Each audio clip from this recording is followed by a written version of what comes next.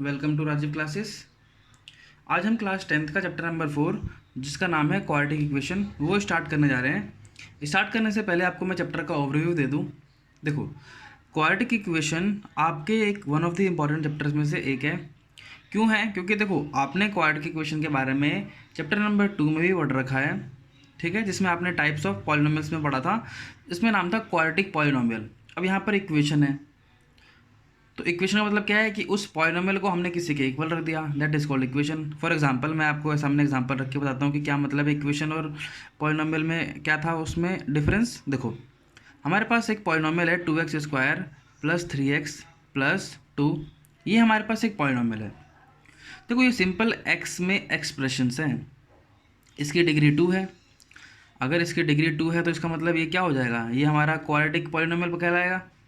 लेकिन अगर मैं इसी पॉलिनोमियल को 2x² प्लस 3x प्लस 2 को 0 के इक्वल कर देता हूँ या किसी और के इक्वल कर देता हूँ, एनीथिंग, इक्वेट करना है सिंपल। अगर मैं इसको इक्वेट कर देता हूँ तो ये मेरी अब पॉलिनोमियल नहीं कहलाएगा, एक्सप्रेशन नहीं कहलाएगा। अब क्या कहलाएगा? अब मेरा ये इक्वेशन कहलाएगा। क्यों कहलाएगा? क्योंकि मैंने इसकी वैल्यू इसको इसके इक्वल इक्वेट कर दी है। इसलिए हम इसमें क्या पढ़ने जा रहे हैं? क्वाड्रेटिक इक्वेशन पढ़ने जा रहे हैं। ठीक है बच्चों, तो क्वाड्रेटिक इक्वेशन पढ़ने से पहले मैं आपको उस चैप्टर का ओवरव्यू दे देता हूँ। ठीक है बच्चों, तो इस चैप्टर में हम क्या क्या पढ़ेंगे। खैर, ये बहुत इंपॉर्टेंट चैप्टर है और इसमें कुछ ज़्यादा चीज़ें हमको पढ़ने के लिए नहीं है, हमको सिर्फ क्वाड्रेटिक इक्वेशन क्या होती है वो पढ़ना है। ठीक है, दूसरी चीज़ क्या है कि इसको सॉल्व कैसे करते हैं। सॉल्व करने के लिए हमारे पास इसमें कुछ स्पेशल टाइप के मेथड है, जिसके 3 तरह के मेथड होते हैं क्वाड्रेटिक इक्वेशन को सॉल्व करने के लिए। ठीक है, जैसे कि अगर मैं पहले ही बात करूं तो सबसे पहले हम इसका इंट्रोडक्शन पढ़ते हैं कि इंट्रोडक्शन में मतलब इसका क्वाड्रेटिक इक्वेशन होता क्या है। ठीक है, हम इसकी डेफिनेशन को जानेंगे, जैसे कि आपने चैप्टर नंबर 2 में ही पढ़ रखा है वैसे तो, लेकिन हम फिर भी आपको दोबारा से समझाएंगे कि इसका मीनिंग क्या है।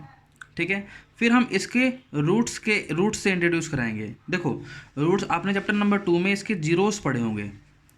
जीरोस का मतलब वो वैल्यूज़ जिस पर इसकी वैल्यू, पॉलिनोमियल की वैल्यू क्या होती थी? जीरो होती थी। रूट्स का मतलब क्या होता है? रूट्स का मतलब भी सेम ही होता है। मतलब हमको वो वैल्यूज ढूंढनी है जिसमें इस इक्वेशन की वैल्यू क्या आ जाए? जीरो आ जाए। मतलब अगर मैं इसकी वैल्यू जीरो के इक्वल मानता हूँ तो इसकी वैल्यू क्या पुट करने पर आंसर जीरो आ जाए। अगर मान लो मैं इसी एक्सप्रेशन की वैल्यू 4 के इक्वल रखता तो मैं इस पर्टिकुलर एक्सप्रेशन की वैल्यू 4 आने के लिए क्या वैल्यू होती है, दैट इज कॉल्ड रूट।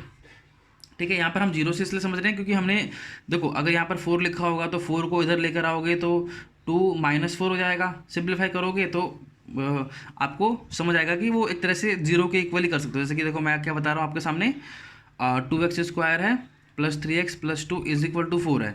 अगर तुम इसको इस फॉर्म में लिखना चाहो तो कैसे लिखोगे? 2x² plus 3x plus 2 minus 4 is equal to 0। तो उसको सिंप्लीफाई करके क्या लिख सकते हो? 2x² plus 3x minus 2 is equal to 0। समझ पा रहे हो बच्चों?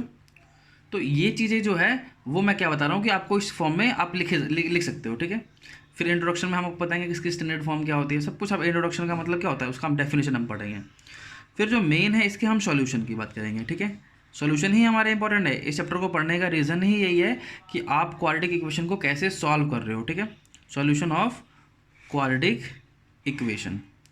ठीक है, अब सॉल्यूशन हमारे बेसिकली हमारे 3 तरीके के होते हैं। मतलब 3 तरीके के सॉल्यूशन नहीं, 3 तरीके से हम इसको सॉल्व कर सकते हैं।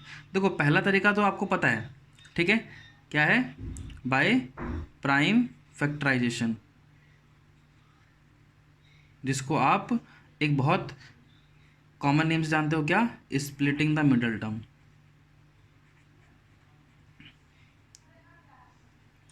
ठीक है बच्चों,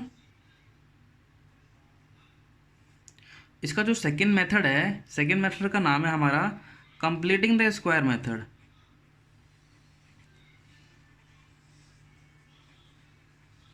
कंप्लीटिंग द स्क्वायर मेथड।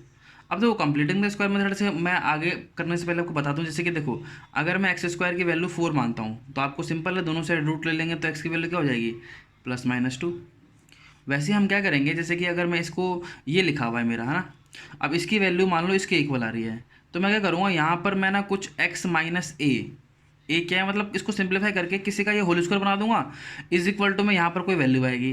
अब x - a का स्क्वायर जो है वो इसके इक्वल है, तो x - a की वैल्यू क्या हो जाएगी? देखो, अगर मैं यहाँ पर मान लो इसकी वैल्यू p मान लेता हूँ तो यहाँ से x - a की वैल्यू क्या होगी? +-p। तो यहाँ से एक्स की वैल्यू क्या हो जाएगी, एक बार मैं प्लस पी ले लेता हूँ तो इधर जाके ये माइनस है तो इधर का प्लस ए हो जाएगा, तो इसका आंसर हो जाएगा पी प्लस ए। अगर एक्स की वैल्यू क्या होगी, एक बार होगी माइनस पी प्लस ए, समझ पा रहे हो, एक बार प्लस लेकर उसमें ए ऐड कर दो, एक बार माइनस लेकर उसमें ए ऐड कर दो, तो इस तरीके से हमारे पास दो आंसर आ जाएंगे। ठीक है, अब दो आंसर ही क्यों आएंगे, जैसा कि आप लोगों को मैंने पहले बता रखा है कि इस पॉलिनॉमियल की डिग्री कितनी है, क्वाड्रेटिक इक्वेशन की डिग्री कितनी होती है, 2। अब 2 होती है तो इसके रूट्स कितने होंगे, 2 होंगे, सिंपल सा लॉजिक है। ठीक है, ये हमारा मतलब हम ऐसे करेंगे इस क्वेश्चन को।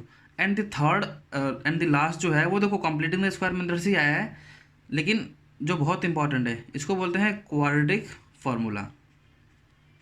अब क्वाड्रेटिक फार्मूला इंपॉर्टेंट क्यों है, देखो इस वाले केस में आपको क्या करना पड़ता है, आपको फैक्टर्स बनाने पड़ते हैं। इस वाले केस में आपको क्या करना पड़ता है, आपको होल स्क्वायर मतलब कंप्लीटिंग द स्क्वायर मेथड में आपको एक फैक्टर ढूंढना है जिसका वो स्क्वायर बन रहा है, वो करना होता है। अब क्वाड्रेटिक फार्मूला में क्या करना है, क्वाड्रेटिक फार्मूला में बस एक तरह का फार्मूला है जिसमें क्या करना है, जिसमें आपको वैल्यूज पुट करनी है और आपके आंसर आपके सामने आ जाएगा। फार्मूला तो ये होता है ना, फार्मूला में वैल्यूज डालो, जो भी चीज़ें चाहिए उसकी वैल्यू डालो और उसके अंदर से आपको रिजल्ट मिलेगा सीधा सीधा। ठीक है, तो वो फार्मूला कैसे आया होगा हम वो भी देखेंगे। ठीक है, उसके लिए आपको इस चीज़ जाननी पड़ेगी जिसका नाम है डिस्क्रिमिनेंट। क्या नाम है, discriminant.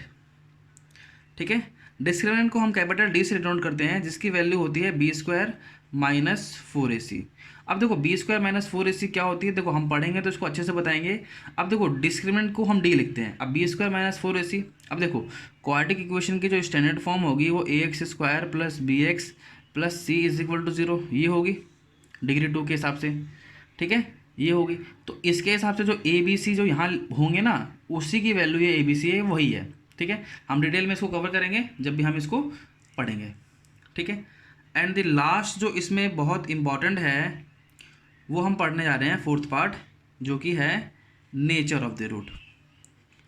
Nature of the root का मतलब क्या है, देखो नेचर ऑफ द रूट से मतलब ये है कि इसके रूट्स कैसे होंगे, उनका नेचर क्या होगा, दोनों इक्वल होंगे, मतलब दो रूट आएंगे ना इसके, दोनों दोनों इक्वल होंगे कि दोनों के दोनों अनइक्वल होंगे, कि होंगे ही नहीं, मतलब होंगे नहीं मतलब कि कुछ ऐसा आ जाए जिसका आंसर आपको ना बता पाए, मतलब रियल आंसर ना है।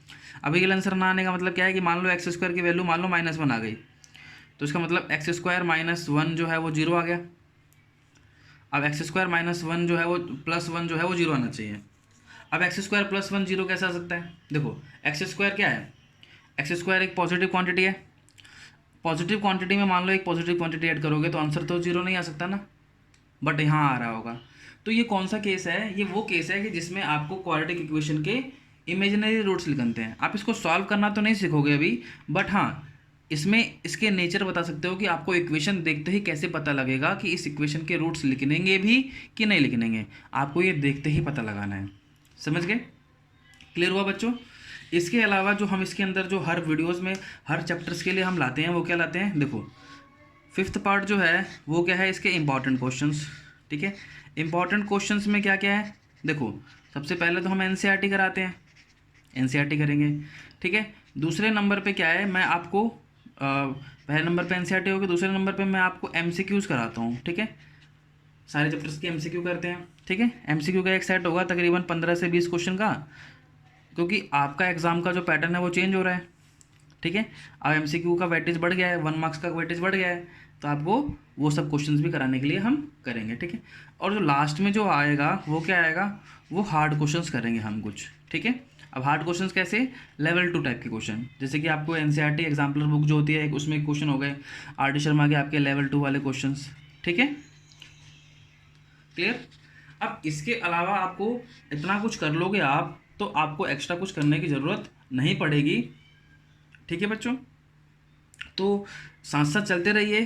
ठीक है, आपको ज़रूर आपको हेल्प मिलेगी, और किसी भी तरीके का कोई डाउट नहीं होगा किसी भी टॉपिक में, एंड तक सारे के सारे लेक्चर्स को देखिए, सारे के सारे कॉन्सेप्ट को समझिए, और सारे के सारे टाइप्स के क्वेश्चंस मैं कवर कराऊंगा, तो वो सारे के सारे क्वेश्चंस भी आप लोग अच्छे से कर लीजिएगा। ठीक है, उसके अलावा आपको कोई भी किसी भी तरीके का डाउट नहीं होगा, अगर होता है तो प्लीज़ मुझे कमेंट सेक्शन में पूछ लीजिएगा, मैं आपका सारे डाउट क्लियर कर दूँगा। ठीक है बच्चों, आज के लिए इतना ही करते हैं, थैंक यू।